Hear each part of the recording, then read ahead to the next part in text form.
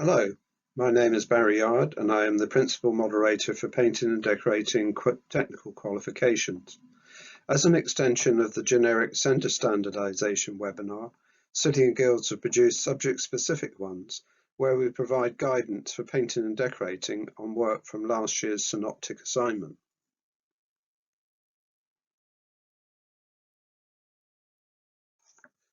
The content of this session will provide an overview of last year's assignment, including examples of a tool list and method statement, a reminder on the capture and upload of photographic evidence, the use of the marking grid and centre forms such as practical observation form and candidate record form, a reminder of the typical centre internal standardisation procedures, and finally, some useful support links from City and Guilds.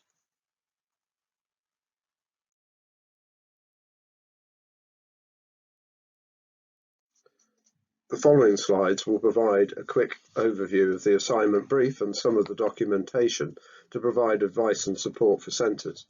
Although this presentation shows a typical Level 2 assignment, much of the advice and guidance is also appropriate to Level 3.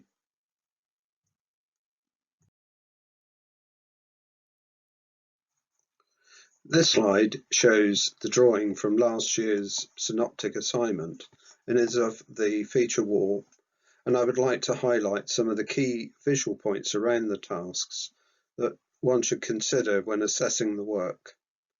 And it should include: 1. Is the work correctly set out? 2. Has the candidate followed the brief? 3. Is the wallpaper centered and showing good pattern balance? 4. Are the joints and cutting of the wallpaper within acceptable tolerances? 5. Is the cutting in painting work neat and well finished? 6. Is the decorative effect well executed and showing balanced appearance without patchiness? And 7. Is the work area clean and tidy, and has the candidate worked methodically, safely and cleanly throughout?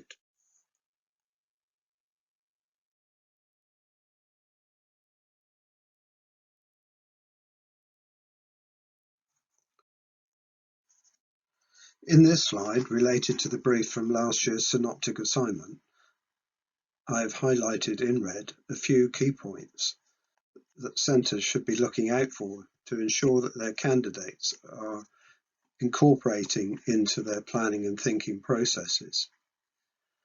1. Feature wall would usually require the applied wallpaper to be centered and the pattern balanced. 2. In this scheme, the warm monochromatic scheme requires colours used in the wallpaper and the colours used below the dado to be selected from a warm colour range. 3. Please take note that in this case a set patterned wallpaper should be selected, and the candidates should have a range from which to select. 4. Have the candidates marked out the border correctly, and is it 100 millimeters all the way round? The glaze and white should be even and not patchy, and a high standard of finish without defects would typically be a very high scoring candidate. A satisfactory overall finish with minor mistakes would typically be a candidate achieving a pass grade. Candidates with major defects would not be likely to achieve the standard required for a pass. The tool and method statement must be completed before carrying out any practical activity. Any proposed variations by centres from the specification as described within the synoptic assignment must be discussed with City and Guilds technical support before implementation. All of these points raised within this slide are typical of the aspects that will feature in most assignment briefs. This example of a tool list shows the type, the quantity, and the use, and demonstrates the candidate has good knowledge and some aspects of understanding. There may well be the odd item that's missing from the list, however it is clear to read and easy to follow the logical steps.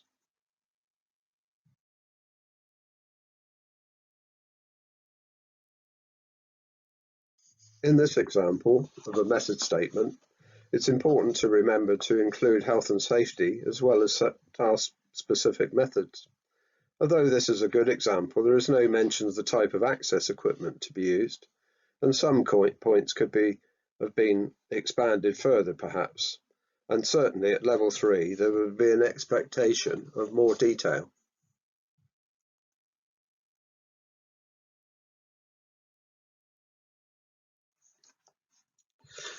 This slide shows some of the key aspects related to photographic evidence as described in a typical brief.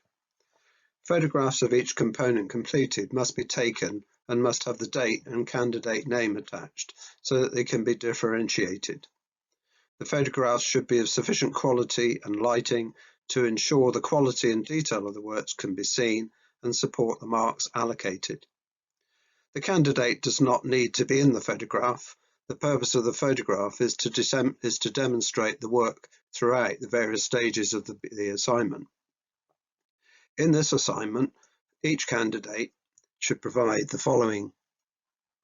Above the data rail, after lining, should show a minimum of 2 lengths to enable the joints and trimming to clearly show and that it meets the tolerance. Above the data rail, after the pattern paper has been hung, this photo must clearly show centering, overall pattern balance, and cutting around the socket obstacle. The dado after the blown vinyl has been hung to enable the joints to be clearly seen, and the dado after the glaze and wipe treatment shown in sufficient detail to show evenness of application. The dado rail and skirting paint application should clearly show the candidate's cutting in skills. And then there should be a complete shot of the wall area showing the complete works and including the monochromatic scheme. The following link on this slide will give further details of the requirements for uploading evidence.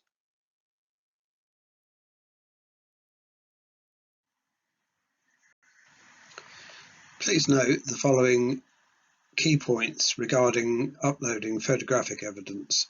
It is important the photos are clearly labelled to the task and clearly show the minimum as required by the specification to support justification of the marks.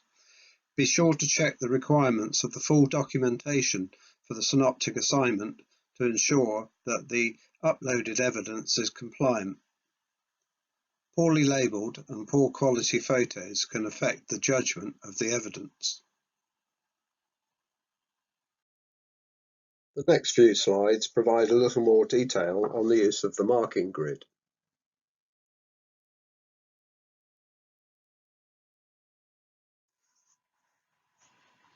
When considering assessment objective 1, how well can the candidate recall what has been learnt, and have they completed the tool list and method statement correctly and in sufficient detail?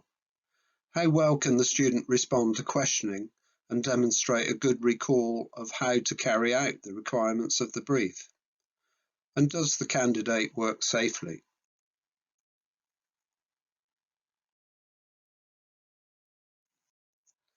In assessment outcome 2, questioning the candidate will enable checking of their deeper understanding of the tasks and methods used. Are they correctly following the correct methods and procedures? How well have they interpreted the brief? Has it been correctly followed, and did they carry out the setting out processes correctly?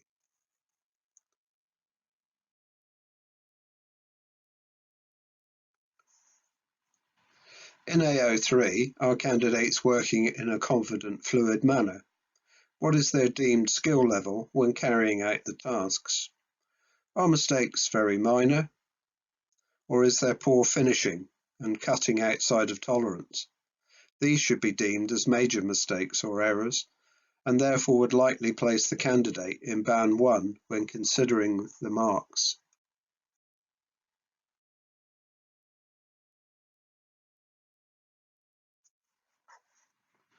In assessment outcome 4, how well has the candidate used their theory and skills to achieve the final outcome? Has the candidate planned, prepared and carried out the task using their knowledge, understanding and skills in a safe and coherent manner?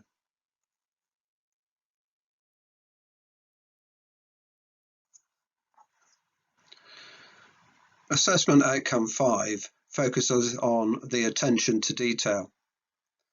Has the candidate applied sufficient attention to detail, and has this allowed for a high quality outcome? There should be evidence of a focus on quality throughout.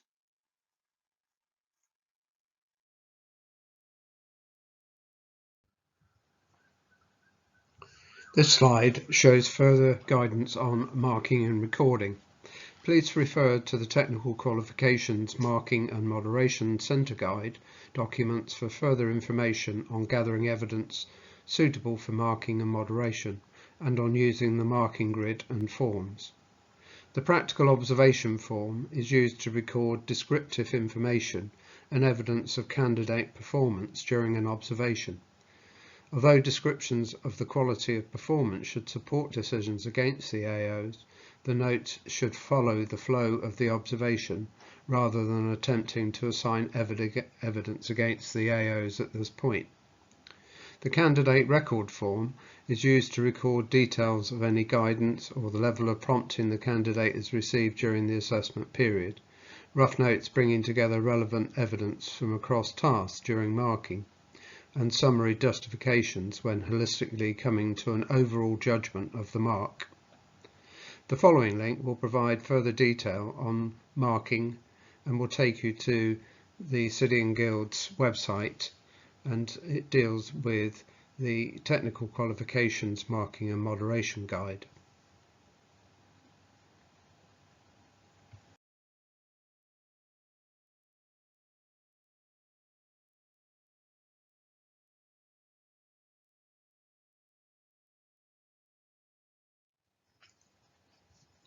So, to summarise the key points on marking and recording, writing should be legible and scanned in logical order. PO forms should be descriptive notes of the quality of practical skills seen. They should be differentiating and give sufficient detail to enable the moderator to see how well the candidate performed. The marking grid should be used as a reference tool when making judgments in practicals. Remember that marks are awarded only when all tasks have been submitted. PO notes which describe similar performances should be given similar marks. Candidates can perform differently to expectations. The PO notes should not refer to what the candidate is usually able to do. They should only refer to what they did on the day. Candidates can also perform differently on different days, so PO notes should encompass the mixed range of abilities within their tasks. If they did well with the paper hanging but less well with the decorative effects, this should show up and will affect the overall mark. Remember, the evidence has to be reviewed by someone who may not have seen the assessment and who is not familiar with the centre approach or the learner. It needs to be completely clear, coherent and comprehensive.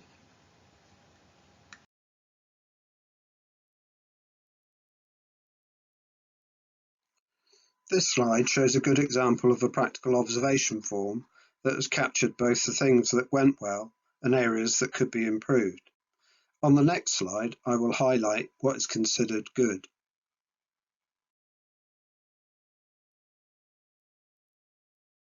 The previous slide shows an example of a section from the practical observation template. The observer has captured a number of holistic points in this commentary, covering a number of different aspects related to the assessment objectives. Recall and knowledge were described along with adherence to a logical sequence, reference to application techniques, tolerances, cleanliness and housekeeping. Alongside of this good reference to areas that could have been improved, should allow for a well-balanced judgment when applying marks.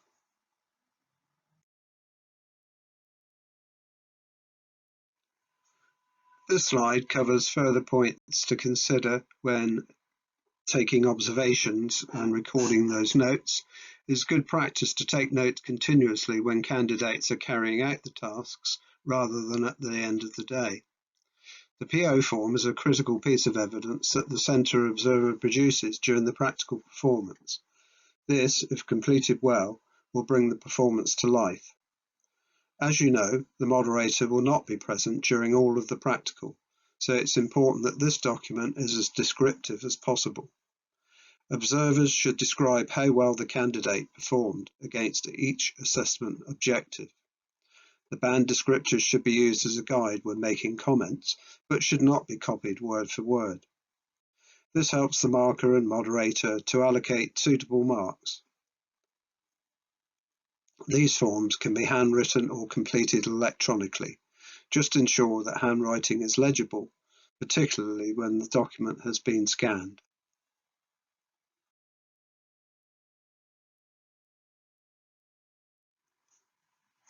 On this slide, I've highlighted a few of the key points from the full practical observation form. On this occasion, the moderator may have made an adjustment to the overall mark of this candidate's work to fully reflect the comments made in the PO forms that had indicated some errors within some of the tasks. Although the candidate had performed very well, it's important not to overmark.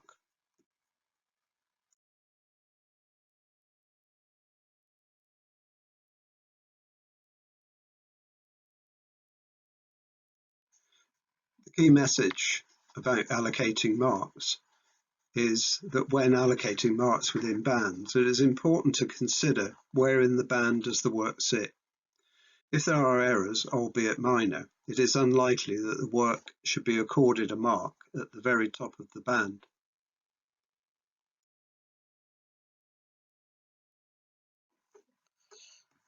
This slide shows a good example of a CRF, or candidate record form.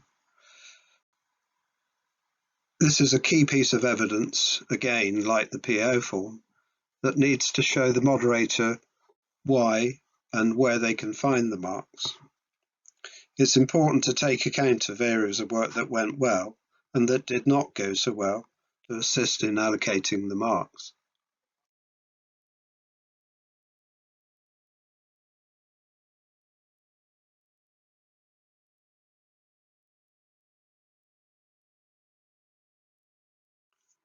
This slide provides a reminder of some of the typical centre standardisation activities. The key points to note is essential that centre staff delivering the synoptic assignment are fully conversant with all the documentation surrounding both the qualification and the synoptic assignment in detail. Even if there is only one marker, centre standardisation activities are recommended, and a centre standardisation declaration must be completed for each centre and for each qualification level.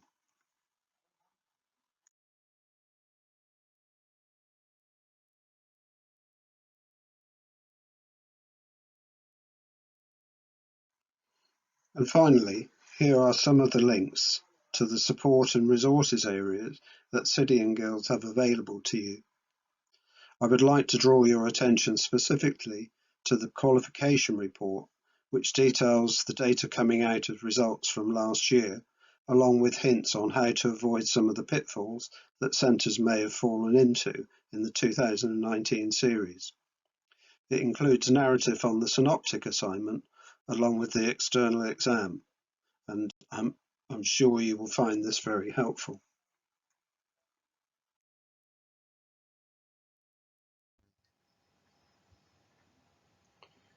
Thank you very much for listening.